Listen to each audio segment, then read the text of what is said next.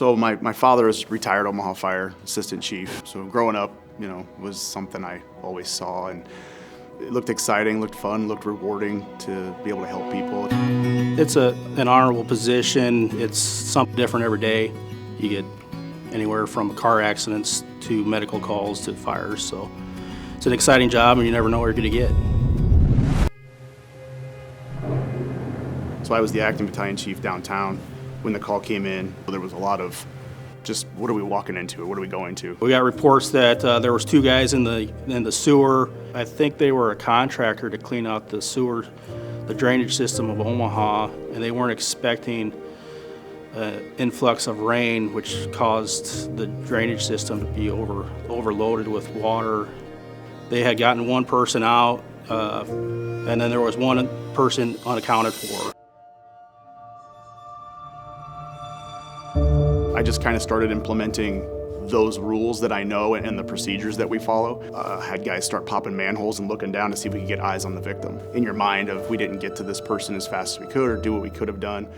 And then you start to think about the family, how it impacts them. And then you start thinking about how would this impact your family? And it's what a lot of us got into this job to do, was to be there for somebody in that time of need. But you obviously are hoping for the save and not the recovery.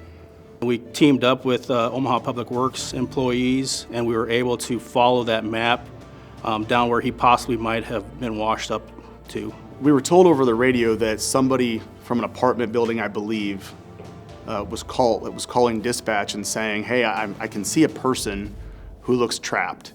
I believe there was a weir wall in the sewer system around 7th and Jones where we had sent crews to look, where it basically, the water level rises, but then the wall kind of blocks it, and you can climb over this wall, and then if there's not so much rainwater or sewer water, you can walk.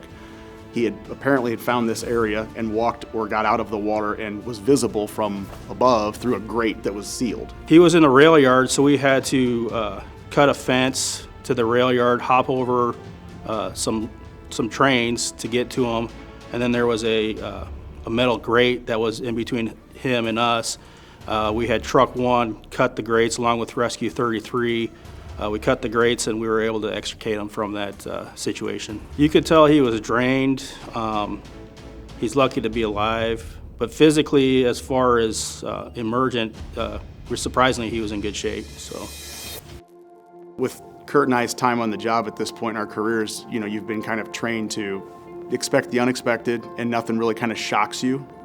Except for something extreme. You underestimate the power of nature. We do the same thing with trench rescues. We have, people don't think dirt and sand is very heavy, but when it collapses on you or moves in a very fast way, it's very powerful. I was told he traveled a mile, I believe. It was close to something like that. It was like just over, I think it was like over 6,000 feet, so just over a little more than a mile. I can't imagine what that was like. I am doing a job that if I wasn't here today, the guy in my seat would have done the same thing. It's the class and the character of people we hire here at Omaha, and as firefighters, it's what we're supposed to do. It's what we're here to do. And to be fair on this incident, the real hero is the individual himself. His persistence and tenacity to stay alive and fight off whatever extreme conditions he was going through, he's the hero on this one. when the outcome isn't successful, it's a heavy burden on every firefighter, and they each handle it differently. So for this to be a successful outcome, it's a big relief for everyone that's on scene, and I think everybody was overjoyed when they heard that he was alive and able to be found.